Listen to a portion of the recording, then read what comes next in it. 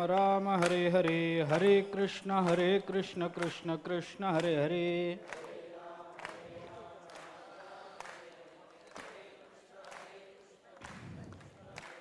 हरे राम राम राम हरे हरे, हरे कृष्ण कृष्ण कृष्ण हरे हरे,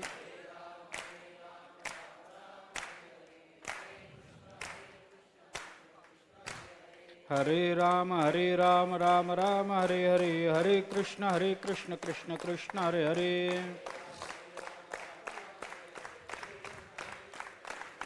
पुंडलिक वरदे हरे विठ्ठल श्री ज्ञानदेव तुकाराम.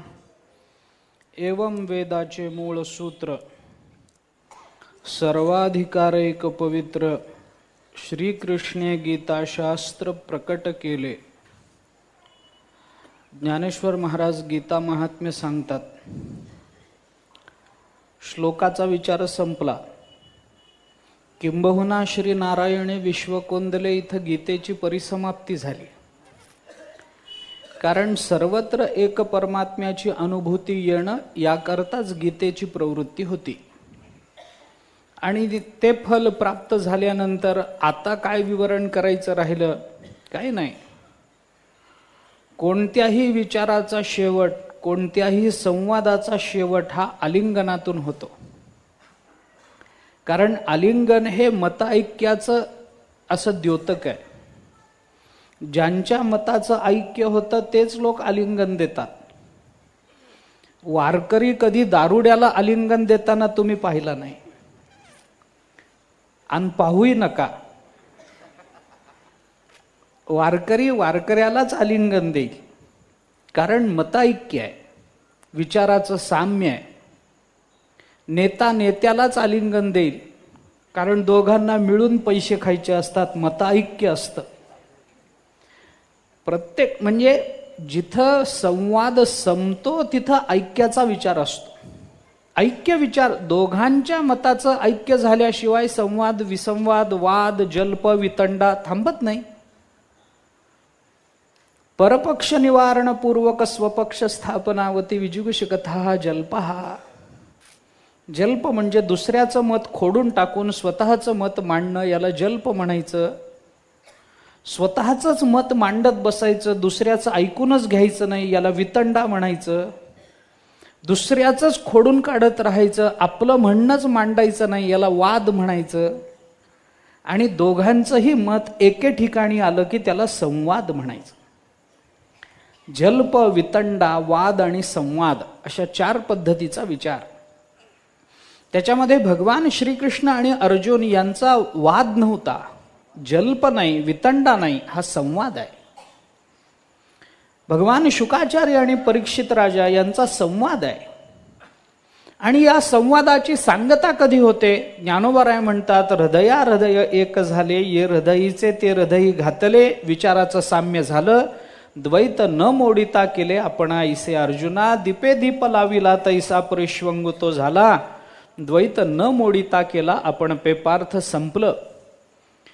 आपल्यासारखं केलं, परिणाम काय झाला? दोघांनाही किंबहुना श्री नारायणे विश्व कोंदले, हा परिणाम झाला. गीतेचा विचार संपला. आता जे पुढं बोलतात ते ज्ञानोबाराय बोलतात. आता भगवंताच्या मुखातूनही बोलणं नाही, अर्जुनाच्या मुखातूनही प्रश्न नाही. ज्ञानोबारायांचं म्हणणं आता गीता महात्म्य. कारण संपूर्ण गीता सांगून झाल्यानंतर त्याचं एक विहंगमावलोकन ज्ञानोबारायांनी केलंय. सर्वांवर एक समान दृष्टी टाकली आणि एका नजरेच्या टप्प्यामध्ये एक व्यापक विषय ज्ञानोबारायांनी घेतला, आणि तो विषय म्हणजे गीता महात्म्य. भगवंतानी अर्जुनाला जी गीता सांगितली त्या गीतेचं महत्व काय? ज्ञानोबाराय बोलतात, एवं वेदाचे मूळ सूत्र सर्वाधिकारैक पवित्र श्रीकृष्णे गीता शास्त्र प्रकट केले. भगवंतानी ही गीता प्रकट केली. गीतेची वैशिष्ट्य काय? 3 वैशिष्ट्य ज्ञानोबारायांनी इथं सांगितले. एक वैशिष्ट्य गीतेचं सांगितलं, ही गीता वेदाचं मूळ सूत्र आहे. दुसरं वैशिष्ट्य सांगितलं, सर्वाधिकारैक पवित्र आहे. आणि तिसरं वैशिष्ट्य सांगितलं, ही गीता साधा संवाद नाही, गीता हे शास्त्र आहे. श्रीकृष्णे गीता शास्त्र प्रकट केले. गीता हे शास्त्र आहे. वेदाचं मूळ आहे, सर्वाधिकारैक पवित्र आहे आणि शास्त्र आहे, अशी 3 विशेषणं ज्ञानोबाऱ्यांनी गीतेला दिली आहेत. त्याच्यात वेदाचं मूळ सूत्र का आहे याचं चिंतन स्वतः ज्ञानोबाऱ्यांनीच आपल्या मनातली शंका ओळखून पुढे त्याचं निराकरण करताना ते सांगितलंय की बाबा असं मी का म्हणतो, असं जर तुम्हाला विचारायचं असेल तर त्याची उपपत्ती मी तुम्हाला सांगतो, असं म्हणून ज्ञानोबाऱ्यांनी पुढे चिंतन केलंय. म्हणून मी आत्ता त्याचा विचार करत नाहीये. सर्वाधिकारैक पवित्र असं ज्ञानोबाराय या गीतेच्या संबंधानं बोलतात. ते का बोलतात याचा विचार आपण परवापासून सुरू केलेला आहे. सर्वाधिकारैक पवित्र हा ज्ञानोबारायांनी उच्चारलेला शब्द 2 अर्थाला जन्म देऊन जातो.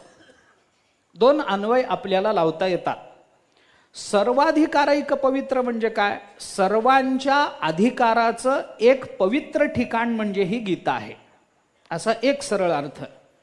आणि दुसरा अर्थ आपल्याला करता येतो की सर्वांना एक अधिकार देणारं हे एक पवित्र स्थळ आहे. कारण प्रपंच असो अथवा परमार्थ असो, आपला अधिकार सिद्ध केल्याशिवाय आपल्याला दोन्ही करता येत नाही. प्रपंचातही काही अधिकार लागतो, परमार्थातही काही अधिकार लागतो. तो अधिकार त्या अर्थानं सिद्ध केल्याशिवाय आपल्याला पुढे जाता येणार नाही. प्रपंचातल्या अधिकाराची फार चर्चा करायचं कारण नाही, पण लागतो एवढी गोष्ट नक्की आहे. संसार करायलाही काय लागतो अधिकार. वैकुंठ हसी गुरुवर्य महाराज म्हणायचे, संसार करायला किंबहुना जास्त अक्कल लागत असते. अहो, दुसऱ्याशी खरं बोलून दुसऱ्याचं मन जिंकणं किंवा दुसऱ्याशी खरं बोलणं याला परिश्रम जास्त लागतात का समोरच्याला खोटं बोलून पैसा मिळवण्यामध्ये श्रम जास्त लागतात? खोटं बोलण्यामध्ये श्रम जास्त का? खरं बोलण्यामध्ये आपल्या पदराचं काय जाणार आहे? जे आहे ते बोलायचं, पण खोटं बोलण्याचा विचार करून ह्याचा परिणाम काय होईल, असं म्हटलं तर काय होईल, असं खोटं बोललं, अरे फार अक्कल लागते. फार अक्कल लागते खोटं बोलायला. म्हणून तर आपण मंत्री होत नाही. आपल्याजवळ तेवढं सामर्थ्यच नाही, आपण तेवढं करूच शकत नाही. म्हणजे संसारालाही एक अधिकार लागतो, एवढाच विचार आत्ता करा. आत्ता मी त्याच्याबद्दल फार त्याला पातळ करत नाही. पारमार्थिक अधिकाराची जी चर्चा आहे त्याचा विचार करताना वेगवेगळ्या अर्थानं परमार्थाचाही अधिकार आपल्याला शास्त्रकारांनी सांगितलेला आहे, नाही असं नाही. परमार्थाचं चिंतन करताना सुद्धा 2-3 गोष्टी आपल्याला, काही वेळेला परमार्थाचा अधिकार सुद्धा वर्णानुसार पहा, काही वेळेला परमार्थाचा अधिकार आश्रमानुसार पहा, काही वेळेला पारमार्थिक अधिकार बुद्धीनुसार पहा, काही वेळेला पारमार्थिक अधिकार मनानुसार पहा, अंतःकरण शुद्धीनुसार पहा, काही वेळेला पारमार्थिक अधिकार धारणेनुसार पहा, काही वेळेला निश्चयानुसार पहा, काही वेळेला धैर्यानुसार पहा, काही वेळेला पारमार्थिक अधिकार आपल्याकडून केल्या गेलेल्या कर्मानुसार पहा, काही वेळेला पारमार्थिक अधिकार आपल्या ठिकाणी असणाऱ्या गुणांच्या संबंधानं पहा, काही वेळेला आपले पारमार्थिक अधिकार सत्वगुणाच्या प्राबल्यानं पहा, काही वेळेला 26 पैकी किती दैवी संपत्ती आपल्या ठिकाणी आली यानुसार अधिकाराची चर्चा करा. पण हे सगळे अधिकार त्या वेळेला बघावे लागतात. ज्ञानेश्वर महाराजांनी अभयम सत्व संशुद्धी ज्ञानयोग व्यवस्थिती इथं केलेलं चिंतन आपण पहा, स्वाध्यायाचं केलेलं चिंतन पहा, यज्ञाचं केलेलं चिंतन पहा. ज्ञानोबारांनी तिथं अधिकाराचीच चर्चा केलेली आपल्याला दिसून येते. काही वेळेला वर्णानुसार अधिकार पहा. 15व्या अध्यायाचं चिंतन केलं तर ज्ञानोबारांनी त्याच अर्थाचा विचार आपल्याला सांगितला. परमार्थात तर कुठेही पहा. ज्ञानेश्वर महाराजांचा विचार जर सांगायचा झाला तर अध्यात्मशास्त्रीय अंतरंगची अधिकारीये असं ज्ञानोबारांनी स्पष्ट म्हटलं. परिलोक वाक्चातुर्य होईल सुखिया याच अध्यायात पुढे शेवटी आलं. या संबंध गीतेचा विचार, ज्ञानेश्वरीचा विचार करताना ज्ञानेश्वर महाराजांनी अध्यात्मशास्त्रीय अंतरंगचे अधिकारी आहे, तिथं अंतरंग अधिकारी लागतो हे स्पष्ट सांगितलं. गीतेचा ज्ञानेश्वरीचा विचार करताना ज्ञानेश्वर महाराजांनी आपल्याला सगळ्यांना स्पष्ट सांगितलं, आत्मप्रभा नीच नवी करोनिया ठाण दिवी, जो इंद्रियासी चोरोनी जेवी तयासीच फावे, त्यालाच ते मिळणार आहे. जो इंद्रियांना चोरून जेवण करतो त्यालाच ते प्राप्त होणार आहे. जो इंद्रियांना चोरून ते ग्रहण करतो, इंद्रियांना मध्ये मध्ये येऊ देत नाही, कारण इंद्रिय आली की विषय मध्ये आणतात, विषय मध्ये आले की आपल्या अंतःकरण वृत्तीला वेगळ्या चालना मिळतात. याच्याकरता इंद्रियांना चोरून इंद्रियांकडे लक्ष न देता, इंद्रियांचा व्यापार इंद्रियांकडून होऊ देत, पण त्याच्याकडे लक्ष न देता आपलं अंतःकरण परमात्म चरणाजवळ जो स्थिर करण्याचा प्रयत्न करतो तयासीच फावे, त्यालाच हे तत्वज्ञान कळणार आहे, सगळ्यांना कळणार नाही. आता सगळ्यांना आपल्याला काय, आता हे दुर्दैवाने काय झालंय, अधिकाराची चर्चा फार वेगळ्या पातळीवर केली जाते. काळच इतका विपरीत आहे, कलियुगाचं प्राबल्य इतकं प्रखर झालं की माणूस अधिकाराच्या चर्चाच वेगळ्या अर्थाने करतो. परमार्थामध्ये अधिकाराची चर्चा ही समान फलाच्या दृष्टीनं करायला सांगितली, समान कर्माच्या दृष्टीनं करायला सांगितली नाही. कर्माचे अधिकार प्रत्येकाला वेगळे असतात, पण त्या अधिकारातून प्राप्त होणारं फल सगळ्यांना समान मिळालं पाहिजे, याच्याकडे परमार्थाचं लक्ष आहे. संत वाङ्मयाचं चिंतन करताना हे आपण आवर्जून पहा.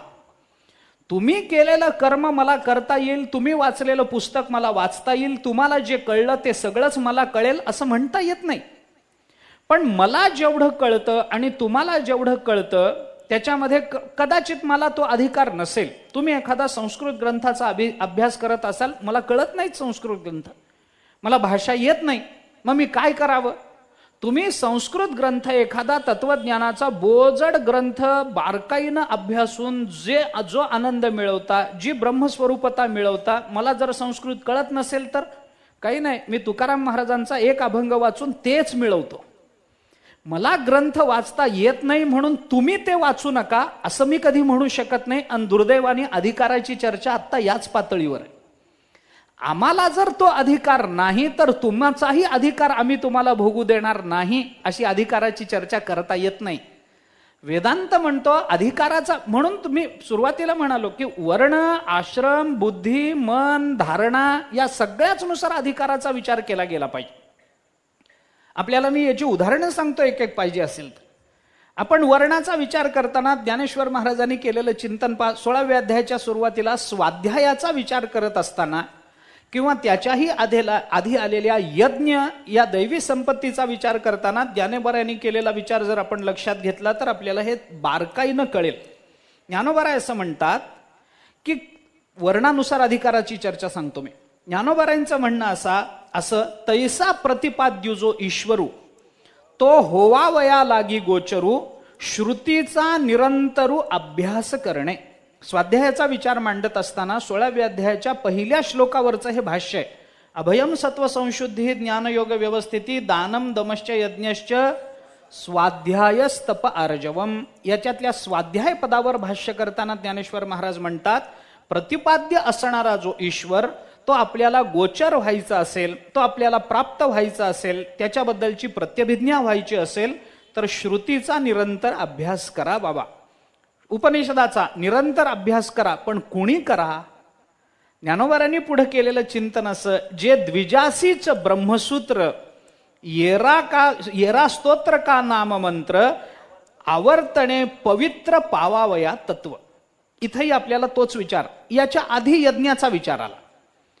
यज्ञ हा स्वाध्याय हा, त्याच्या आधी यज्ञाचा विचार आला. त्या यज्ञाचा विचार करत असताना यज्ञ सर्वांसाठी हे ज्ञानोबराय बोलतात, परंतु ते बोलत असताना तो यज्ञ सुद्धा आपल्या आपल्या अधिकारानुसार सर्वांनी मानायचा आहे.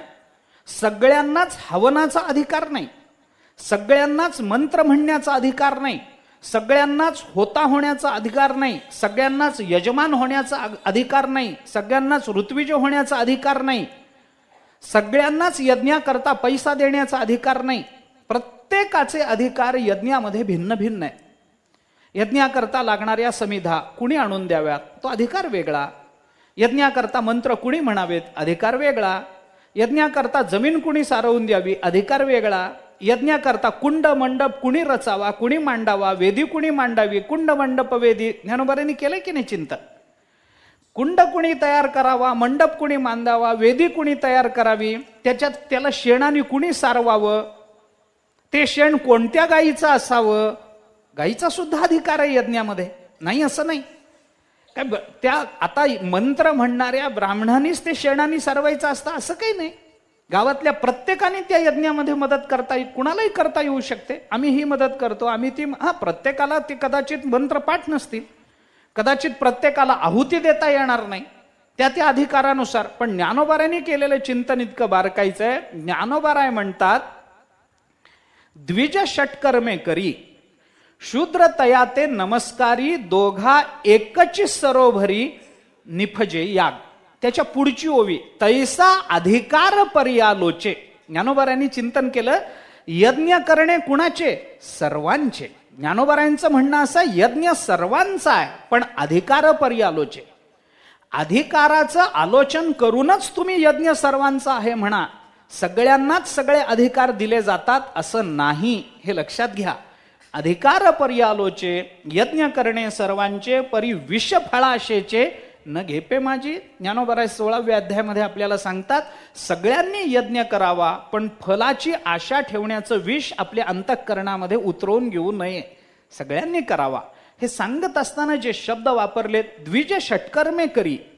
शूद्राला कदाचित षटकर्म सांगितली नाहीत, मग त्यांनी काय करावं? काही नाही, षटकर्म करणाऱ्या ब्राह्मणाला एकदा नमस्कार केला की एवढा यज्ञ करून ब्राह्मणाला जे पुण्य मिळतं, जे फल मिळतं, तेच फल नुसत्या एका नमस्कारातून शूद्राला प्राप्त होतं. त्यांनी काही करू नये. बाहेर आला तो की त्याला नमस्कार करावा, झालं. जे फल त्या ब्राह्मणांनी 15 दिवस खटपट करून यज्ञाच्या कुंडाभोवती बसून अंग सगळं त्या गरमीनं घामानं ओलचिंब करून घेऊन त्याला जे फल आहे तेच फल बाहेर आल्याबरोबर शूद्रांनी नमस्कार केला. आता हे जुनं झालं. आता म्हणून मी म्हटलं की हा विचार जुना आहे. अधिकार पर्यालोचे, यज्ञ करणे सर्वांचे, बरोबर आहे, पण सर्वांचा आहे. कीर्तन करण्याचा अधिकार कुणाला आहे? सगळ्यांना आहे. कीर्तन म्हणजे नामस्मरण म्हणा, आपण म्हणतो ते कीर्तन म्हणा. कीर्तन करण्याचा अधिकार कुणाला आहे? सगळ्यांना आहे. मग कीर्तनामध्ये कोण कोण असतं? कीर्तनामध्ये कीर्तनकार असतो, कीर्तनामध्ये काय अजून एक विणेकरी असतो, कीर्तनामध्ये अजून काय लागतं? टाळकरी लागतो, अजून काय लागतं? पखवाज वाजवणारा कोणीतरी एक वादक लागतो, अजून काय लागतं? हार घालायला कोणीतरी एक लागतो, अजून कोण लागतं? ते श्रोते. वक्ता तो वक्ताची नव्हे, श्रोते लागतात. अजून कीर्तना करता काय राहिलं काय? नाही, नारळ देणार. तो एक, बरं तो एक लागतो. नारळच म्हणलं मी, काही बोललो नाही. नारळ देणारा तो एक शेवटी लागतो. ठीक आहे ना. कीर्तन, आता हे सगळे लागतात, बरोबर आहे. कीर्तनकार लागतो, टाळकरी लागतो, पखवाज वाजवणारा लागतो, सगळे लागतात. या सगळ्यांनीच एकदम कीर्तन सुरू केलं. कीर्तनकाराने घेतला एक अभंग, टाळकऱ्याने घेतला दुसराच अभंग, पखवाज वाजवणारा तिसराच अभंग. असं चालेल का? टाळकऱ्यांनी, गायकांनी त्याला अनुकूल अशा रागातून त्याला साथ करणं, अनुकूल अशा प्रमाणांची जोड देणं, कीर्तनकाराला सांभाळून घेणं, त्याच्या कीर्तनामध्ये रसाची उत्पत्ती कशी होईल याचा विचार करून योग्य ती प्रमाण पुरवणं, हे केलं पाहिजे. त्यांचा तो अधिकार आहे. ज्याला स्वरच कळत नाही तो म्हणाला नाही नाही चाल मीच म्हणणार आहे म्हटलं तर चालेल काय? चालत नाही. ज्याला काहीच वाजवता येत नाही, धाधींना सुद्धा ज्याला कळत नाही, तो जर म्हणाला मीच वाजवणार आहे म्हटलं तर चालेल? चालत नाही. ज्याने काही अभ्यास केला नाही, काही पाठांतर केलं नाही, वेदांताचं काही चिंतन केलं नाही, तुकोबारायांच्या गाथ्याचं काही चिंतन केलं नाही, ज्ञानेश्वरीचं, आणि मी कीर्तन करणार आहे म्हटलं तर सध्या चालतं, परंतु मुळात चालत नाही. माझा मुद्दा हा आहे. म्हणजे कीर्तन हा एक सर्वांचा उपक्रम आहे, एकट्याचं कुणाचं नाही, एकट्याचा नव्हे, एकट्याचं नाही काम, हे सगळ्यांचं आहे. कीर्तन कुणाचं? सगळ्यांचं कीर्तन आहे. पण सगळ्यांचं आहे म्हणजे सगळ्यांनी कीर्तनच करायचंय का? नाही ना. आपल्या आपल्या अधिकारानुसार त्या कीर्तनाचे जसे वाटे करून घेतले जातात तसं यज्ञ करणं सर्वांचं आहे, पण अधिकार पर्यालोचे.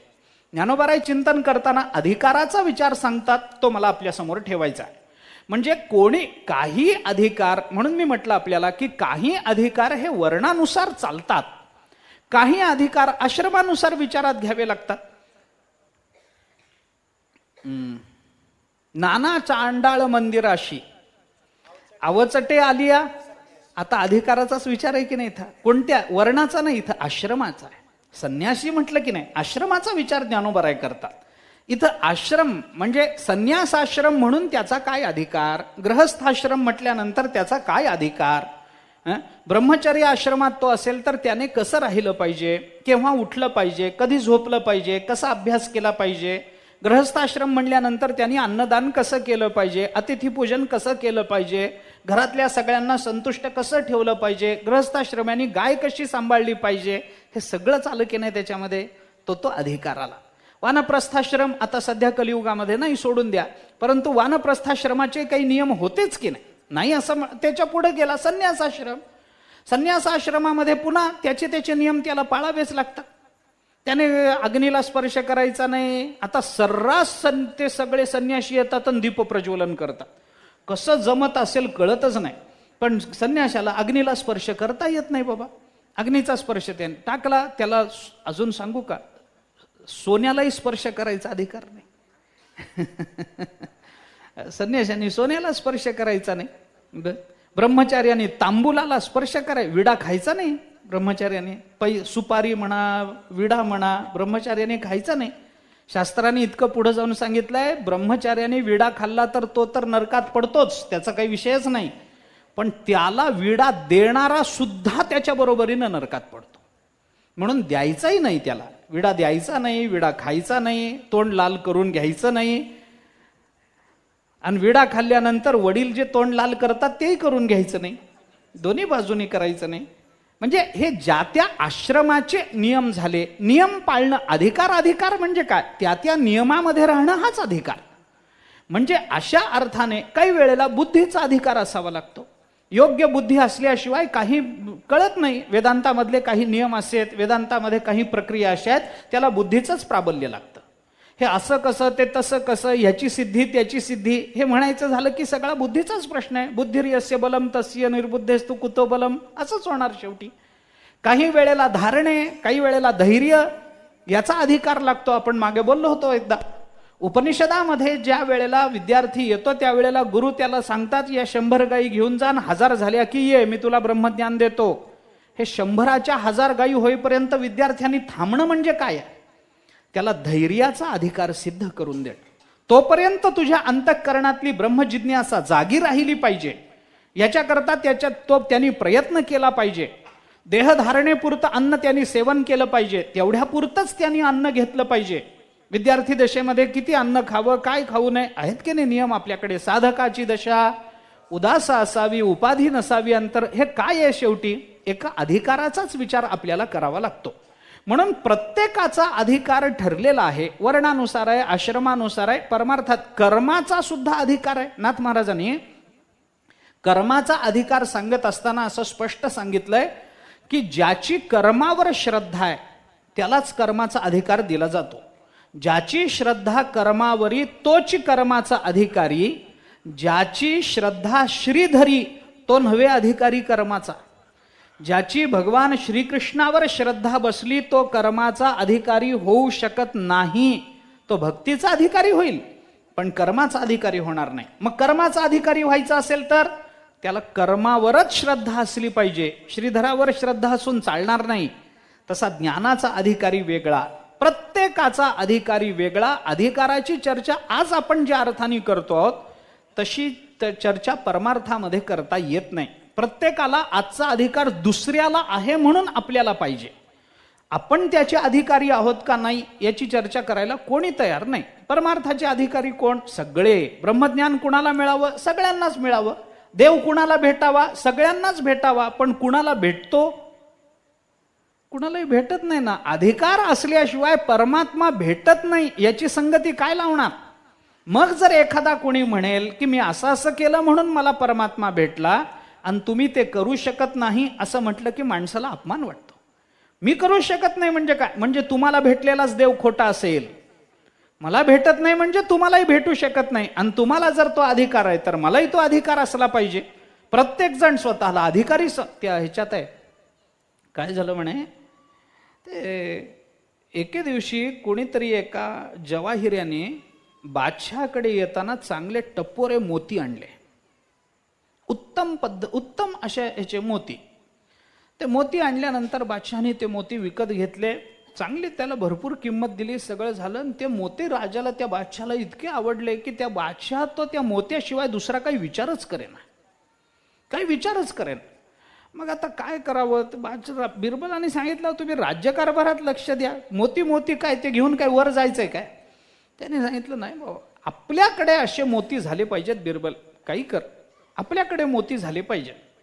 ठीक आहे, मोती आपल्याला असे करता येतील. मग आता काय करावं? बिरबलांनीच विचार केला, ह्याला काहीतरी नादाला लावल्याशिवाय हा गप्प बसायचा नाही.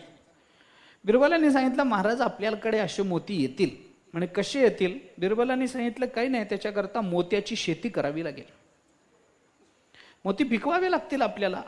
असे मोती येणार नाहीत आपल्याला, एक दोन नको. बादशाह म्हणाला, अरे आपल्या राज्यात सगळ्यांना असे मोती मिळाली पाहिजेत. आता असा मोती मिळायचं कुठं? एक दोन बादशाहला कसे तरी मिळाले, सगळ्यांना मिळावेत, कसे मिळावेत? बिरबल म्हणाला, मिळतील, हरकत नाही, आपल्याला मोती पिकवावे लागतील, पिकवावे लागतील. आता मोती काही पिकवता येतात का? मोती पिकवता, बटाट्याची फॅक्टरी चालते तर मोती पिकवता येऊ नयेत काय? तर मोती पिकवा, कसे पिकवा, कसे पिकवा? बिरबलांनी सांगितलं, शेती करावी लागेल मोत्याची. मग आधी मोती पेरावी लागतील, मोती पेरावे लागतील. त्याने सांगितलं, काही कर. बिरबल म्हणाला, होईल, होणार नाही असं नाही, पण मोती हे काही लवकर येणारं पीक नाही, वेळ लागेल, लागू दे, खर्च होईल, होऊ दे. किती दिवस लागतील? काही नाही, 1 वर्षभरात येतील. चांगले ह्याच्यासारखे टपोरे मोती, ह्याच्यापेक्षा टपोरे मोती, चांगलं खत घालावं लागेल. बादशाह म्हणाला, काय करायचंय ते कर. बिरबल म्हणाला, मला एक 10 एकर जमीन द्या, घेऊन टाक. त्या जमिनीची मशागत करण्याकरता मला महिना 2 लाख रुपये द्या, घेऊन टाक. 1 वर्षभर असं चालू ठेवा, चालेल. 1 वर्षभरानंतर मोती येतील, नाही आले तर फाशी द्या. येतील म्हणजे काय? मी सांगतो ना, नाही आले तर मला फाशी द्या. बादशाह म्हणाला, ठीक आहे.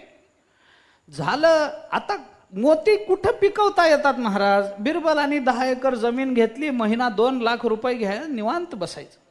मधून मधून राजाला पीक चांगलं यायला लागलं. तुम्ही काही चिंताच करू नका, वर्षभरानंतर मी तुम्हाला सगळ्यांना मोती दाखवतो, तुम्ही चिंताच करू नका. झालं. वर्ष उलटलं, अजून जास्त लांबवत नाही. त्यांनी खतं बितं कोणती घातली तेही मला माहिती आहे, पण मी लांबवत नाही. वर्ष सरलं. सरल्यानंतर बादशाह म्हणाला, बिरबल, मोती, उत्तम मोती आलेत, तुम्ही जर शेतात याल महाराज तर तुमचे डोळे दिपून जातील, सगळीकडे मोत्याचा लखलखाट आहे नुसता. म्हणे असे मोती? हे मोती काहीच नाहीत आपल्या, हा मोती नुसता साधा मोती आहे, बोरा एवढा. आपला एक एक मोती चांगला मोसंबी एवढा आहे. काय विचार करता तुम्ही? नाही नाही, फार. आणि काही काही मोती तर त्याच्यापेक्षा मोठे आलेत आपल्याकडे, तुम्ही चिंताच करू नका. मग कधी जायचं? बिरबल म्हणाला, कधी तुम्ही म्हणाल तेव्हा, म्हणाल तेव्हा जायचं. पण माझी एक तुम्हाला विनंती आहे. काय विनंती? बिरबल म्हणाला, असं आहे की तुम्ही मोती बघायला कधी या, माझं काही म्हणणं नाही, पण हे मोत्याच्या शेतीचं जे सौंदर्य आहे ना, हे असं कधी बघण्यात आनंद मिळत नाही. पौर्णिमेच्या रात्री, मध्यरात्री, पूर्ण चंद्राच्या प्रकाशामध्ये त्या मोत्याची शेती बघण्यासारखा आनंद नाही महाराज. कोट्यावधी चंद्र आपल्या शेतात उतरलेत असं वाटावं, इतकं सुंदर आपलं शेत दिसतं मोत्याचं. बादशाह म्हणाला, असं? हो म्हणे. त्या दिवशी आता पौर्णिमा कधी? उद्याच आहे, कोजागिरी पौर्णिमा उद्याच आहे, काहीच हरकत नाही, आपण उद्याच जाऊ, उद्या जाऊ. त्याने सांगितलं, पण आपले सरदार सगळ्यांना बरोबर घ्या महाराज. सरदारच नाही, सरदारांच्या बायका बरोबर घ्या, नगरजन बरोबर घ्या, मला सगळ्यांनाच दाखवायचंय मोत्याची शेती किती छान होते ते. बादशाह म्हणाला, आनंद आहे. दुसऱ्या दिवशी पौर्णिमेच्या रात्री 12 वाजता बादशाह, त्याचे सगळे मंत्री, त्यांच्या बायका, काही नगरजन, प्रतिष्ठित लोक सगळे घेऊन बिरबल त्या शेतात आला. रात्रीचे 12 वाजलेले, पूर्ण चंद्र, आणि शेतात काही पेरलंच नव्हतं तर काय उगवल महाराज? वर्षभर शेत पडूनच होतं, काहीच पेरलं नाही तर उगवल कसं त्याच्यात? झालं. आले सगळे शेतात, बघतात तर काहीच नाही, उजाड सगळं, काही नाही, एक धाट सुद्धा उगवलेलं नाही त्याच्यामध्ये. बादशाह, बिरबल, आम्हाला फसवतोस तू? अरे आम्हाला सांगितलं हजारो लाखो चंद्र शेतात खाली उतरलेत असं वाटावं, इतकी सुंदर मोत्याची शेती दिसते ना, असं कसं सांग? बिरबल म्हणाला, तसं नाही महाराज, मोत्याची शेती आत्तापर्यंत तुम्ही कुठं पाहिली काय? कुठंच पाहिली नाही, कारण ती अशी दिसणारी शेतीच नाही. मला दिसते ना या शेतीमध्ये किती मोती पिकलेत ते, तुम्हाला कसं दिसत नाही? बादशाह म्हणाला, मला दिसत नाही असं नाही बाबा, माझे डोळे एक कामाचे राहिले नसतील, पण हे बाकीचे सगळे उभे आहेत, त्यांना तरी कुठे दिसतंय? विचार. आता बिरबलाला पाण्यात पाहणारे लोक म्हणालेच ना, नाही नाही आम्हाला काही दिसत नाही, काही नव्हतंच तर कसं दिसेल, त्यांची तरी काय चूक आहे, काही नव्हतंच. बिरबल म्हणाला नाही नाही महाराज, मला दिसतं ना, मला दिसतं ना, इथं काय मोत्याची शेती पिकली मला माहिती आहे, काय कष्ट करावे लागलेत मला माहिती आहे, किती खर्च झाला मला माहिती आहे, दिसत कसं नाही. बादशाह म्हणाला दिसत नाही बिरबल, कुठं दिसतं. बिरबल म्हणाला महाराज बरोबर आहे, एक तुम्हाला सांगायचं राहिलं, तुमचं म्हणणं तुम्हाला दिसत नसेल बरोबर, कुणालाच दिसत नसेल बरोबर आहे, पण मला दिसतं. कारण काय म्हणे की ही मोत्याची शेती आत्तापर्यंत कुणी केली नाही, कुणाला दिसली नाही, कारण मोत्याची शेती बघण्याकरता अधिकार लागतो. माझा मुद्दा इथे आहे, मोत्याची शेती बघण्याकरता एक अधिकार लागतो. काय अधिकार लागतो सांग बाबा. बिरबलांनी सगळ्या त्या मंत्र्यांना, त्यांच्या बायकांना, सगळ्या ते प्रतिष्ठित नागरिक जे होते त्या सगळ्यांना गोळा केलं, बादशहाच्या समोर उभं केलं, आणि त्या बिरबलांनी सांगितलं मला मोती दिसतात, पिकलेले मोती दिसतात, लाखो चंद्र आपल्या शेतात अवतरलेत, इतकी सुंदर मला मोत्याची शेती दिसते, पण तुम्हाला दिसत नाही, कारण ही मोत्याची शेती बघायला एक अधिकार लागतो. काय अधिकार लागतो. बिरबल म्हणाला काही नाही, जो एक बापाचा आहे त्यालाच ही शेती दिसेल. बाजूचा सरदार म्हणाला महाराज मला दिसत आहे ना, केवढे मोती पिकलेत या शेतामध्ये, केवढे पिकलेत. दुसरा मंत्री म्हणाला महाराज मलाही दिसायला लागलं आता हळूहळू, मगाशी काय झालं होतं, डोळ्यात काय गेलं होतं देव जाणे, मगाशी डोळे चोळले तर मलाही दिसायला लागलं ना, केवढी सुंदर शेती इथं पिकली. बादशाह म्हणाला हा आत्ता मला दिसायला लागले, आत्ता अरे खरंच कोट्यावधी चंद्र आपल्या शेतात उतरलेत असं मला वाटायला. बिरबल शाबास, तुला अजून 50 लाख रुपये बक्षीस, मोत्याची शेती केल्याबरोबर. अधिकार असल्याशिवाय काही गोष्टी दिसत नाही. आता हे कुठं लावून घ्यायचंय ज्याचं त्यांनी बघा, मला काही बोलायचं नाही त्याच्याविषयी, परंतु मी मुद्दा का मांडतो आपल्या समोर, काही गोष्टींचा अधिकार असा, अरे परमात्मा बघायला अधिकार लागतो महाराज. ज्याने कधीच काही साधना केली नाही, ज्याने काहीच केलं नाही, त्याला कसा परमात्मा दिसेल सांगा, कसा दिसेल. काही अधिकाराची तुलसीदासजींच्या चरित्रात आहे की नाही, चोर आले चोरी करायला, त्यांना राम आणि लक्ष्मण बाहेर दिसले, त्यांना काही कळलं नाही हे राम लक्ष्मण आहेत, अनेक वेळेला चोरी करण्याचा प्रयत्न केला, पण रामचंद्र प्रभू तुलसीदासजींच्या झोपडीचं रक्षण करायचे. मग झालं शेवटी ते चोर कंटाळल्याने एके दिवशी तुलसीदासजींच्या झोपडीत शिरले सकाळच्या वेळेला, त्यांना साष्टांग नमस्कार घालून सांगितलं महाराज आम्ही चोर आहोत, गेले 15 दिवस आम्ही तुमच्या झोपडीमध्ये चोरी करण्याचा प्रयत्न करतो आहोत, कारण इथे इतके लोक येतात, आम्हाला वाटलं या झोपडीमध्ये काहीतरी आहे, येणाऱ्या एक एक माणसाने जरी 10-10 रुपये तुम्हाला दिले असले तरी तुम्ही श्रीमंत व्हाल, त्यामुळे आम्हाला असं वाटलं की तुमच्याकडे भरपूर असेल, आम्ही 15 दिवस झाले चोरी करण्याचा प्रयत्न करतो आहोत, आम्हाला आत्तापर्यंत चोरी करता आली नाही. तुलसीदासजींनी विचारलं का बाबा, माझ्या झोपडीला काही दार नाही, दार असलं तरी त्याला काही आतून कुलूप केली नाही, मोकळंच असतं, येऊन गेला असतात तरी मला काही कळलं नसतं, का नाही चोरी केलीत. त्यांनी सांगितलं महाराज आम्ही रात्रभर वेगवेगळ्या वेळी इथं येऊन चोरी करायला प्रयत्न केला, पण तुमच्या झोपडीच्या भोवती 2 राजकुमार हातामध्ये धनुष्यबाण घेऊन फिरतात आणि त्यांचा जागता पहारा असल्यामुळे आम्हाला आत येता आलं नाही. कोण आहेत ते. तुलसीदास म्हणाले मग मी कुणाला ठेवलं नाही इथं, माझ्या झोपडीत नेण्यासारखं काही नाहीच आहे तर मी पहारे करू ठेवू कशाला, काही नाही. जो राम मला माझं धन वाटतं तो माझ्या हृदयात आहे, तो कोणी नेऊ शकत नाही. बाकीच्याला मी धन मानायला तयार नाही तर त्याच्या रक्षणाकरता मला संरक्षक ठेवायचं कारण नाही, मग काय करावं. त्याने विचारलं कोण आहेत, म्हणे मला माहित नाही. मग तुलसीदासजीने विचारलं कोण आहेत, कसे होते. मग त्यांनी सांगितलं एक असा निळ्या रंगाचा होता, एक त्याचा लहान भाऊ वाटत होता. तुलसीदासजींच्या लक्षात आलं काही नाही, रामचंद्र प्रभूंना माझ्याकरता गेले 15 दिवस जागरण झालं, 15 दिवस माझ्या झोपडीच्या रक्षणाकरता रामचंद्र प्रभू माझे स्वामी झोपू शकले नाहीत. वाईट वाटलं, तिथून बाहेर पडले, चोरांनाच साष्टांग नमस्कार घातला. चोर म्हणाले महाराज काय करता, अहो तुमच्या झोपडीच्या रक्षणाकरता स्वतः परमात्मा हातामध्ये धनुष्यबाण घेऊन फिरतो आणि तुम्ही आम्हाला आमच्या का पाया पडता. तुलसीदासजी म्हणाले बाबा त्याच्या दर्शनाकरता मी इतका जागतो पण मला कधी तो दिसला नाही, आणि तुम्हाला मात्र केवळ माझ्या आधी कोणताही अधिकार नसताना रामचंद्र प्रभूचं दर्शन झालं, तुम्हीच माझे गुरु आहेत, देवाचं दर्शन तुम्हाला झालं आणि मला होऊ नये. मग तुलसीदासजीने आपल्या झोपडीला काडी लावली की या झोपडीच्या रक्षणाकरता माझ्या देवाला जर जागरण होत असेल तर बाबा ही झोपडी ठेवण्यात काही अर्थ नाही, देवाला ज्याच्यामुळे त्रास झाला झोपडीला काडी लावली. आता ह्या कथेमध्ये, ही कथा तुलसीदासजींच्या चरित्रात सर्वमान्य कथा आहे. या कथेचा विचार जर आपण केला तर मला असं म्हणायचंय की चोरांचा अधिकार मोठा का तुलसीदासजींचा? अधिकाराचा, पारमार्थिक अधिकाराचा विचार करा. कुणाचा अधिकार मोठा, चोर का तुलसीदासजी? तुलसीदासजींचा. पण दर्शन चोरांना झालं का तुलसीदासजींना? मग चोरी करणं हेच भगवत दर्शनाच्या अधिकाराचं प्रतीक झालं की नाही? चोरी केल्याशिवाय देव भेटत नाही हेच सिद्ध झालं. अधिकार नसताना चोरांना दर्शन झालं आणि अधिकार असूनही तुलसीदासजी म्हणतात मला तो दिसत नाही. याचा अर्थ काय करायचा? अधिकार लागत नाही असा अर्थ होईल की नाही? पण अधिकार लागत नाही असा अर्थ करायचा नाही. आपण त्याची चिकित्सा करून पहा.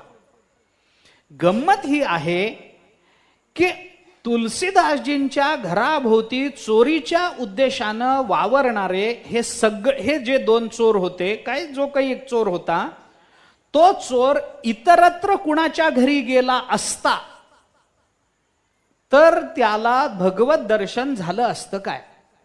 झालं नसतं, नक्की झालं नसतं. तुलसीदासजींच्या घराशीच तो थांबला. बरं, पहिल्या दिवशी त्याला कळलं की इथं पहारेकरी आहेत म्हटल्यानंतर चोर त्या घराकडे न फिरकला पाहिजे.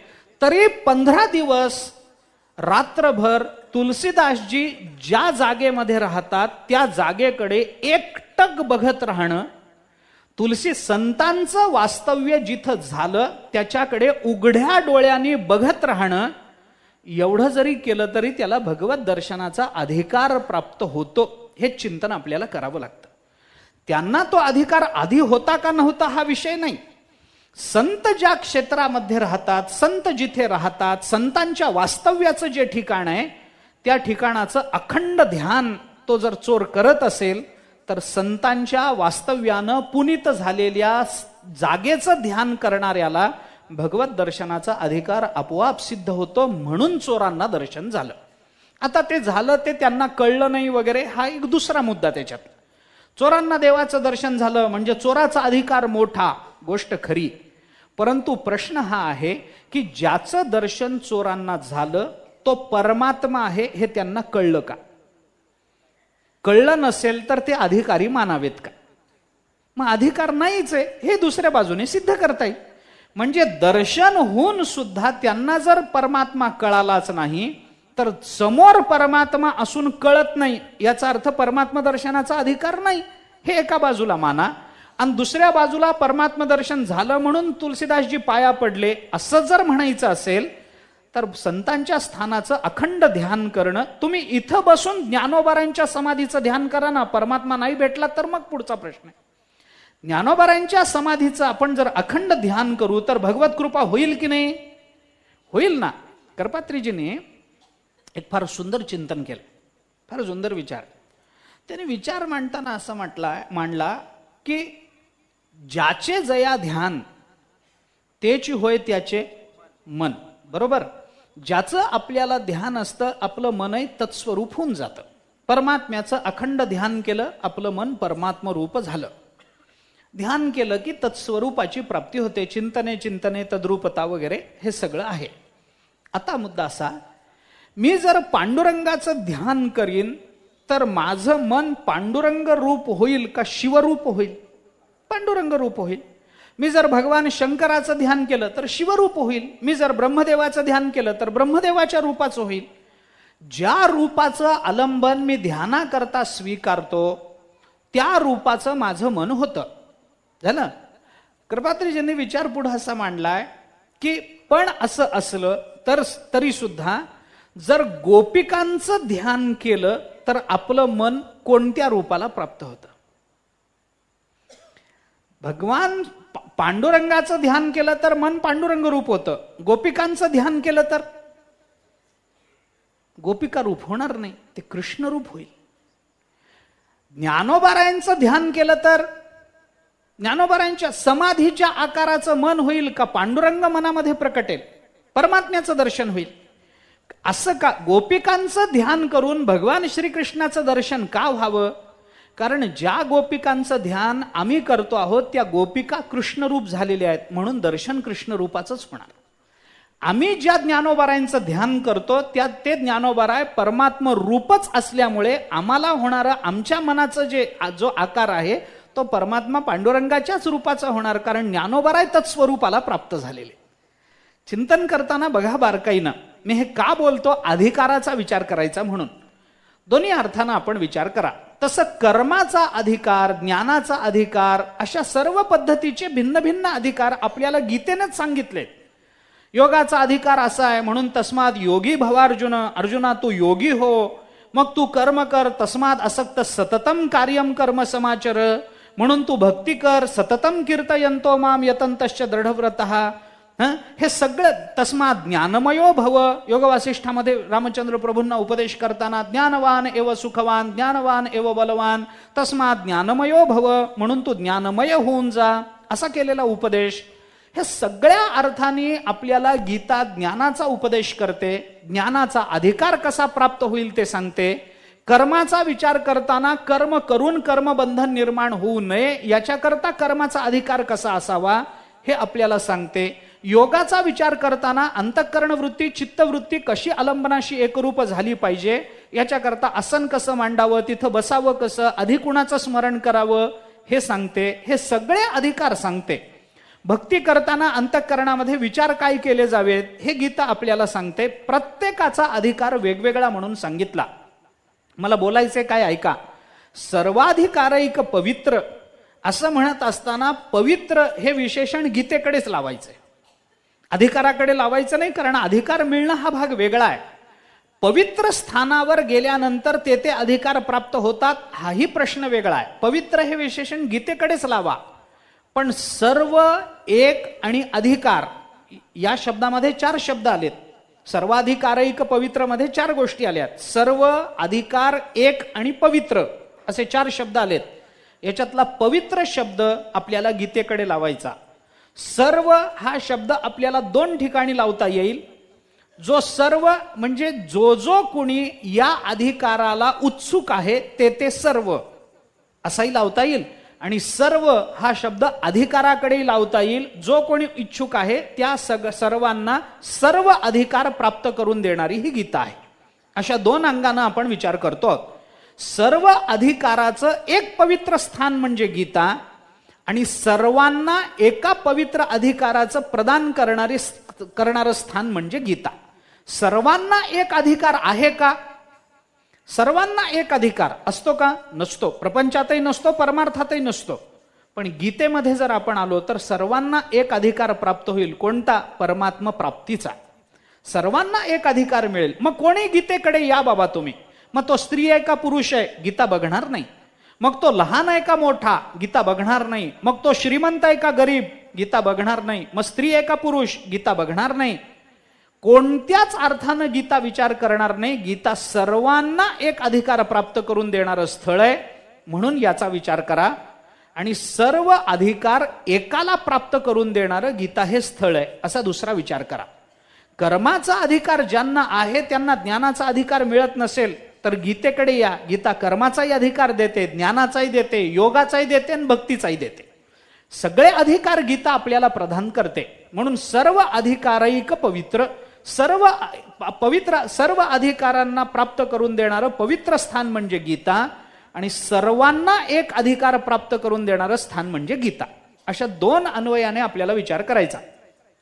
आता गीतेचं चिंतन करताना अर्जुनाला जेव्हा अंतःकरणामध्ये युद्धाच्या संबंधामध्ये संदिग्ध भावना निर्माण झाली, युद्ध करावं की करू नये असा विचार निर्माण झाला, त्यावेळेला अर्जुनाला कोणता अधिकार होता? कर्माचा होता, ज्ञानाचा होता, भक्तीचा होता का योगाचा होता? ऐका, संदिग्धता निर्माण झाली. अर्जुनाला निर्णय करता येत नव्हता, युद्ध करावं की करू नये. मागे आपण बोललो अर्जुनाला वेड्यात काढण्यात अर्थ नाही. अर्जुन जरी आपल्या सर्वांचं प्रतिनिधित्व करत असला तरी अर्जुन मूर्ख नाही हे लक्षात घ्या. अर्जुनाला कळलं नाही, हातातलं धनुष्यबाण टाकून दिलं, इतकं ते सोपं नाही. इतकं सोपं नाही अर्जुन. अर्जुन हा विद्वान आहे, अर्जुन हा शहाणा आहे. त्याला कळतं आहे की आपल्या मनात संदिग्धता निर्माण झाली विचाराची तर कुणाकडे जावं हे त्याला कळतं आहे. इतर कुणाकडे तो पायाला जाऊन लागला नाही, मी युद्ध करणार नाही म्हणून. गेला असता धर्मराजाकडे तर गेला नाही. त्याला कळलं कुणाकडे जावं. कुणाच्या मताचा विचार केला तर आपल्याला याचं उत्तर सापडेल, याचा बोध अर्जुनाला होता.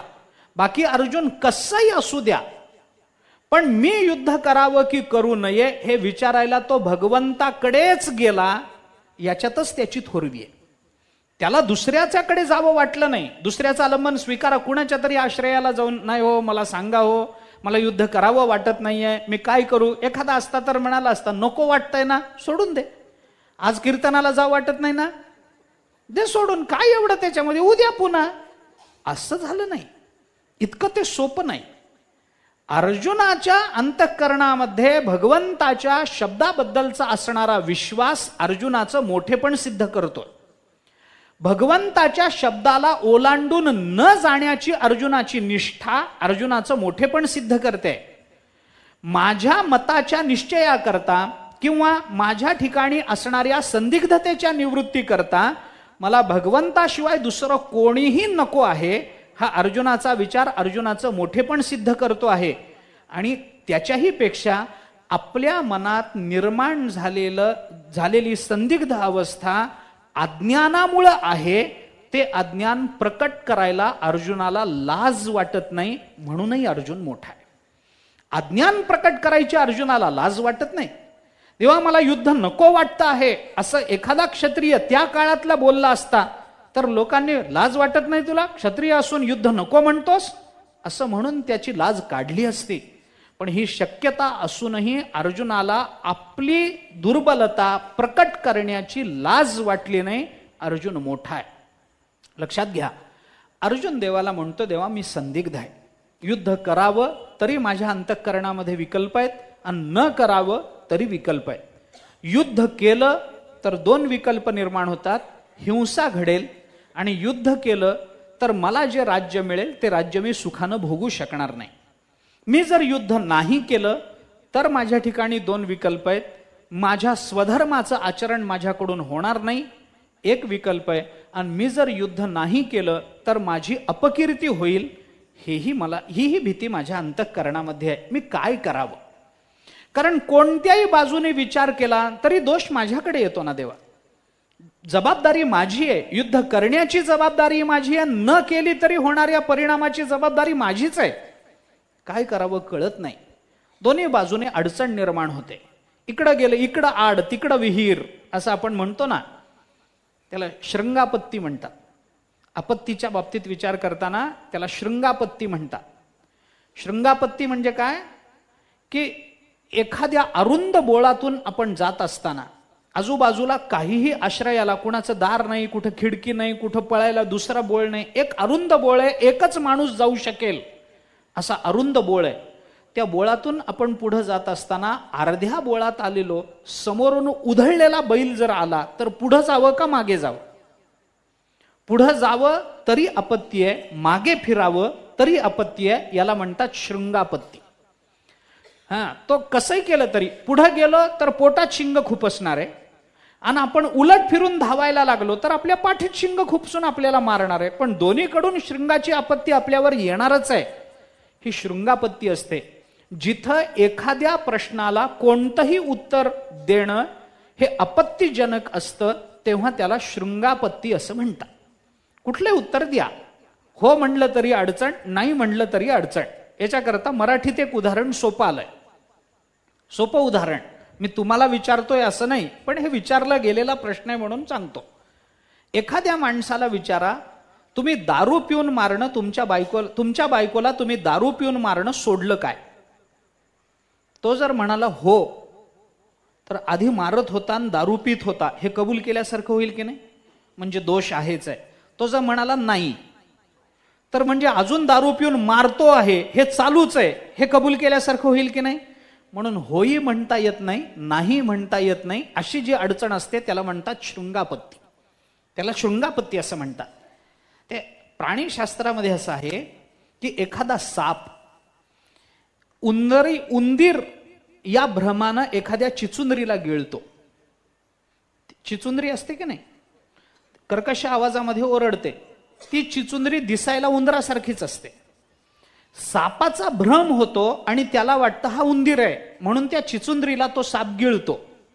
अडचण ही आहे की तो साप जर ती चिचुंद्री जर पोटामध्ये राहिली सापाच्या, तर साप मरतो. आणि पोटात गेली आहे, आपण मरू म्हणून त्यांनी वमन करून ती चिचुंद्री बाहेर काढून टाकली, तर साप आंधळा होतो. त्यांनी काय करावं? याला म्हणतात शृंगापत्ती. दोन्ही बाजूने अडचण आहे.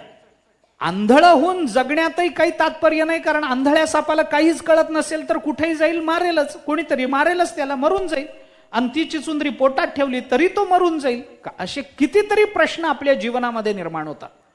हे करावं का ते करावं काहीच कळत नाही. एक वारकरी निघाला पंढरपूरला यायला, आषाढीचे दिवस पंढरपूरला यायला निघाला. त्याला असं वाटलं की आपण आपली बायको दोघांना पंढरपूरला चालत जायचं असेल तर जाताना आपल्या मुलींची भेट घेऊन जावी. 2 मुली होत्या त्याला, एक मुलगी गावातच दिलेली. वारकरी होता, एक काय कुणबी होता, काय शेती वगैरे करायचा. एक मुलगी गावात दिलेली, दुसरी मुलगी गावाच्या पलीकडे, नदीच्या पलीकडे कुंभाराच्या घरी दिलेली. त्याने आपल्या गावातल्या मुलीकडे गेला. मुलीने गोंगडं वगैरे टाकलं. बाबा या, कसं काय आत्ता आलात? नाही सांगितलं, उद्या सकाळी निघायचंय मला पंढरपूरला, पुन्हा महिनाभर माझं येणं व्हायचं नाही, तर मग आता तुम्हाला भेटून निघतो. मी आणि आई, तुझी आई, आम्ही उद्या चाललो. मुलीनं सांगितलं ठीक आहे. त्याने विचारलं काय बरं चाललंय ना? ते म्हणाली काय बरं बाबा, बघा ना, आम्ही आज शेतकरी, पेरून झालंय, पाऊस पडत नाही, पेरलेलं तरी हाताला येईल का नाही असं काही कळत नाही. मग काही नाही, तुम्ही पंढरपूरला गेल्यावर पांडुरंगाचं दर्शन घ्याल, त्यावेळेला विनंती करा, एक 15 दिवस धो पाऊस पडू दे, बस, आमचं पुढं काही म्हणणं नाही. एकदा आमच्या विहिरीला पाणी आलं की मग पुढं त्या पाण्यावर आमचं कसंही चालेल. तेव्हा पांडुरंगाला अशी प्रार्थना करा की 15 दिवस धो पाऊस पडू दे. त्यांनी सांगितलं ठीक आहे. वारकरी दादा तिथून निघाले, आपल्या दुसऱ्या मुलीकडे गेले, ती कुंभाराच्या घरी दिलेली. तिला सांगितलं, म्हणे उद्या पंढरपूरला चाललोय, असं आहे, महिनाभर येणं होणार नाही, म्हणून आत्ता आलो. ती म्हणाली बरं झालं बाबा, दरवर्षी तुम्ही जाता, आत्ताही चाललात, आईची काळजी घ्या वगैरे सांगितलं. आणि तिने सांगितलं गेलात ना बाबा पंढरपूरला की पांडुरंगाचं दर्शन घेतल्यावर पांडुरंगाला विनंती करा, एक 15 दिवस पाऊस पडू देऊ नको म्हणा. आमचा एवढा आवा भाजून झाला की मग तुला काय गोंधळ घालायचा आहे तेवढा गोंधळ घाल. आता एवढे 15 दिवस, आता आम्ही एकदा चातुर्मासाला लागणारे मडके भाजून घेतले की मग आम्हाला आता पुन्हा काही चिंता राहणार नाही. आत्ताच जर पाऊस पडला ना, आमचा आवाज पेटला नाही, तर बाबा आम्ही पुढे चातुर्मासात काय खावं? म्हणून पांडुरंगाला विनंती करा, एक 15 दिवस थांब म्हणाव, मग तुला काय गोंधळ घालायचाय तो घाल. आणि पहिली मुलगी म्हणते 15 दिवस धो पाऊस पडू दे, पुन्हा तुला काय गोंधळ घालायचाय तो घाल. आता हा वारकरी पंढरपूरला आला, पांडुरंगाचं दर्शन घेतलं, दोन्ही पोरींची आठवण झाली. यांनी काय सांगावं पांडुरंगाला? पाऊस पडू दे म्हणावं का नको म्हणावं?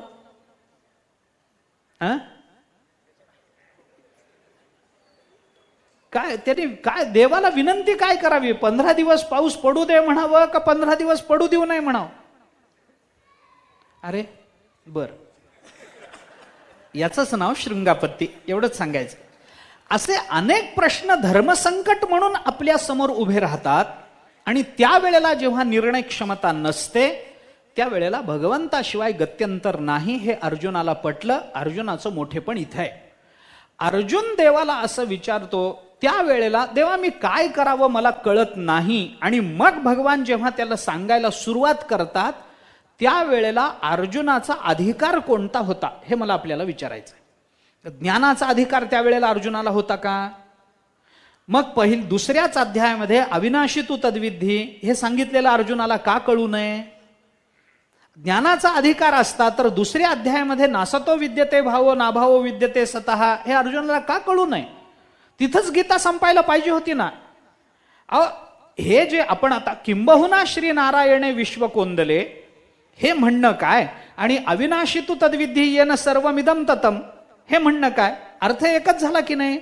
मग दुसऱ्या अध्यायामध्ये की नारायणे विश्व कोंदले हेच जर सांगितलं होतं, तर पुढे 18व्या अध्यायामध्ये तेच सांगण्याकरता मध्ये जे 17 अध्याय घातले ते कशा करता अविनाशी तू तद्विद्धी येन सर्वम इदम ततम, हे सगळं तोच आहे अशा अर्थाचं जे चिंतन दुसऱ्या अध्यायामध्येच भगवंतानी केलं, तेच पुढे येऊन सांगितलं किंबहुना श्री नारायणे विश्व कोंदले. मग हे मधले अध्याय तेच सांगण्याकरता घातले काय? मधले अध्याय कशा करता घातले? मग दुसऱ्या अध्यायातच कळलं असतं तर म्हणजे ज्ञानाचा अधिकार नव्हता. कर्माचा अधिकार होता म्हणावं तर अर्जुनाने धनुष्य का खाली ठेवलं? जर कर्माचा अधिकार त्याला असता तर त्याने युद्ध करायला पाहिजे होतं. युद्ध करत असताना या युद्धाचं श्रेय आपण घ्यायचं नाही, या युद्धाचं फल आपल्याला नको आहे या विचारानं युद्ध करायचं. जर कर्माचा अधिकार त्याला असता तर हे त्याला लक्षात यायलाच पाहिजे होतं की हे कर्म मलाच करायचं आहे, माझ्याशिवाय दुसरं कोणी करणार नाही, आणि त्या कर्माचा लेप मला लागू नये याच्याकरता कर्तृत्वाचा अभिमान आणि कर्मफलासक्ती माझ्या ठिकाणी नसली पाहिजे हे त्याला ओळखू यायला पाहिजे होतं. मग 3रा 4था 5वा अध्याय का सांगावा लागला भगवंताला? जर कर्माचा अधिकार पहिल्याच अध्यायात अर्जुनाला आहे असं जर आपण म्हटलं असतं तर 3रा 4था 5वा अध्याय का? जर ज्ञानाचा अधिकार आहे असं जर म्हटलं तर 2ऱ्या अध्यायानंतर 9वा अध्याय का आला? राजविद्या राजगुह्य का सांगावं लागलं परत? जर त्याला योगाचा अधिकार, अंतःकरण शुद्धी हा जर अधिकार असता तर पुन्हा 2ऱ्या अध्यायानंतर 6वा अध्याय का सांगितला? आणि जर खरंच त्याला भक्तीचा अधिकार पहिल्याच अध्यायामध्ये असता तर भगवंताने 12वा अध्याय पुढे का सांगितलं? अर्जुन ज्या वेळेला हातातलं धनुष्य खाली ठेवतो आणि भगवंताला देवा मी काय करू म्हणून विचारतो, त्यावेळेला अर्जुनाजवळ कोणता अधिकार होता याचं उत्तर देता येत नाही. अर्जुनाजवळ म्हटलं तर कुठलाच अधिकार नव्हता. युद्ध करायचं सामर्थ्य होतं पण मनाचं दौर्बल्य होतं. ज्ञान मिळवणं हे मनुष्य रूपात जन्माला आला म्हणून शक्य होतं पण अंतःकरण शुद्धी नव्हती. समाधी लागण्याचा अधिकार देवावर विश्वास होता म्हणून होता पण समाधी लावण्याकरता चित्तवृत्तीचा निरोध नव्हता. भक्ती परमात्मा कायम समोर होता म्हणून भक्ती करणं त्याला शक्य होतं पण हाच परमात्मा म्हणजे आपलं परमदैवत आहे हे ज्ञान नव्हतं. मग त्याला अधिकार कोणता मानायचा? म्हटलं तर सगळेच अधिकार होते, म्हटलं तर कुठलाच अधिकार नव्हता. पहिल्या अध्यायामध्ये कुठलाही अधिकार नसणारा अर्जुन जेव्हा भगवंतासमोर हात जोडून विनंती करतोय, सकळ कुळ देखोनी जो शोक उपजलासे मनी तो तुझ्या वाक्या वाचोनी न जाय आणिके, अशी विनंती जेव्हा अर्जुन भगवंताला करतो आहे त्यावेळेला अर्जुनाजवळ जर कोणताही अधिकार नव्हता तर किंबहुना श्री नारायणे विश्व कोंदले असं म्हणून अर्जुनाला मोक्ष मिळाला. तो कोणत्या अधिकारात? जर पहिल्या अध्यायात कोणताच अधिकार नसलेला अर्जुन गीतेत प्रकट होतो तर 18व्या अध्यायामध्ये ब्रह्म झाला पार्थ किंबहुना श्री नारायणे विश्व कोंदले म्हणून अर्जुन मुक्त होतो. तो कोणत्या अधिकाराने होतो? विचार करण्यासारखा विचार बघा. मुद्दा कसा आहे तुम्ही विचार करून पहा. पहिल्या अध्यायात कोणताच अधिकार सिद्ध होत नाही ना 18व्या अध्यायामध्ये मुक्त होतो. म्हणजे मधल्या अध्यायामध्ये कुठंतरी हे सगळे अधिकार मोक्षाकरता म्हणून जे जे अधिकार लागतात ते सगळे अर्जुनाला मिळाले असले पाहिजेत असं अनुमान करता का नाही? आत्ता तरी अनुमान करता का नाही? आत्ता अनुमानच करा, दुसरं काही करू नका. पहिल्या अध्यायात अधिकार नाही, 18व्या अध्यायात मुक्त होतो, तर पहिल्या अध्यायातून 18व्या अध्यायामध्ये येईपर्यंत मधल्या 17 अध्यायात अर्जुनाला मोक्षाचा अधिकार प्राप्त झालेला असला पाहिजे. कारण अधिकार असल्याशिवाय मोक्ष मिळत नाही. आणि अर्जुनाला ज्या अर्थी मिळालेला आहे त्या अर्थी ज्ञान झाल्याशिवाय, अधिकार असल्याशिवाय मोक्ष मिळत नाही. उदाहरण द्यायचं झालं तर जड भरताचं द्या, उदाहरण द्यायचं झालं रंतीदेवाचं द्या, उदाहरण द्यायचं झालं अनेक भक्तांची, अनेक मुक्त झालेल्या महात्म्यांची देता येतील ना. की अशा पद्धतीनं ते मुक्त झाले, त्यांना ज्ञान झालं, ते मुक्त झाले. म्हणजे अधिकार असल्याशिवाय ज्ञान होत नाही, ही व्याप्ती झाली. या व्याप्तीवरून आपण अर्जुनाकडे उदाहरण काय आहे? उदाहरण आपल्याला अनेक भक्तांची उदाहरणं देता येतील, ती उदाहरणं घ्या. परीक्षिताचं उदाहरण घ्या. जसा परीक्षिती ज्ञान झाल्यानंतर मुक्त होईल झाला त्या पद्धतीनं उदाहरण द्या. उदाहरणानंतर पुन्हा सिद्धांताकडे या, उपनय निगमनाकडे या. आणि पंचावयवी वाक्याने आपल्याला हे काय आहे अनुमानाचा हा विचार करताना आपण जे बोललो होतो, पहिल्या अध्यायात अधिकार नसणारा अर्जुन 18व्या अध्यायात मुक्त होतो. याचा अर्थ मध्ये कुठंतरी त्याला हे अधिकार प्राप्त झाले पाहिजेत. हे कोणता अनुमान आहे? हे सामान्यतो दृष्ट अनुमान आहे. अनुमानाचा विचार करताना पूर्ववत, शेषवत आणि सामान्यतो दृष्ट असे 3 अनुमानं न्यायशास्त्रामध्ये आली ना, त्याच्यातलं हे सामान्यतो दृष्ट अनुमान. कार्यावरून कारणाचं केलेलं अनुमान पूर्ववत, कारणावरून कार्याचं केलेलं अनुमान शेषवत, आणि ही दोन्ही अनुमानं जिथं लागू पडत नाहीत ते सामान्यतोदृष्ट अनुमान.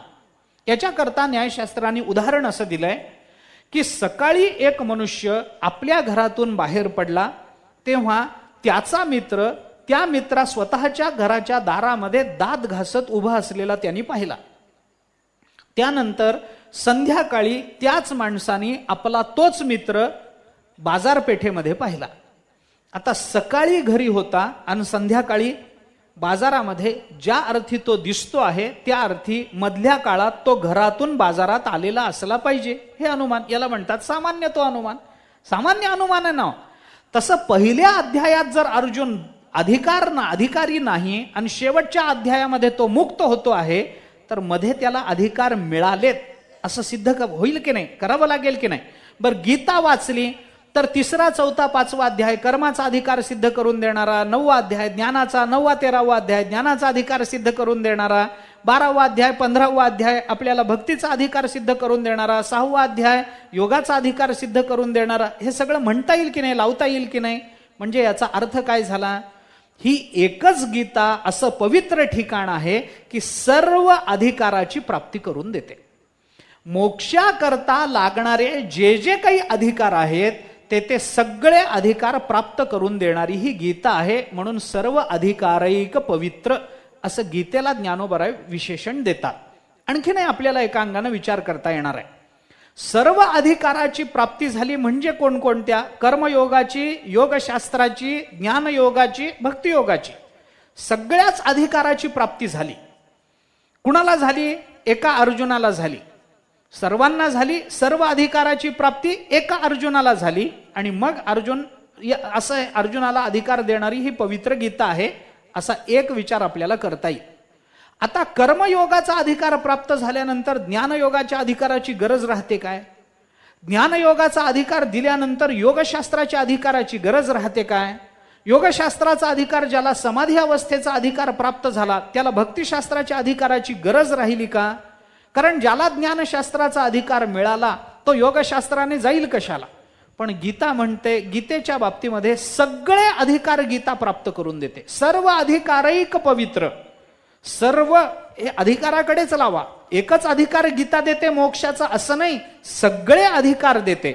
मग या सगळ्या अधिकारामध्ये कर्मशास्त्राचं ज्ञानशास्त्रापासून असणारं वैलक्षण्य, ज्ञानशास्त्राचं योगापासून असणारं वैलक्षण्य आणि भक्तीचं योग ज्ञानापासून असणारं वैलक्षण्य असं बघितलं की तो अधिकार का आवश्यक आहे हे आपल्याला कळतं.